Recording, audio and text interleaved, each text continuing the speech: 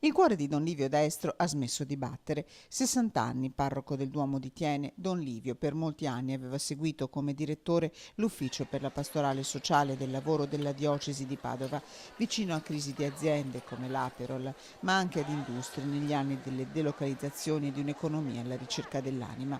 Era ricoverato all'ospedale di Sant'Orso dal giorno di Ferragosto.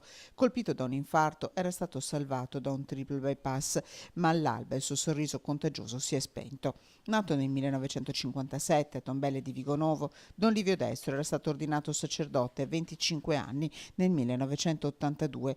Una vocazione vera e cresciuta giorno dopo giorno la sua, innamorato di quel Cristo cui aveva dedicato tutta la sua vita. Sembrava potesse riprendersi, la convalescenza e la riabilitazione si annunciavano lunghe, ma Don Livio Destro poteva farcela ed era apparso sereno a quanti avevano fatto visita a lui in questi giorni, compreso il sindaco di Thiene.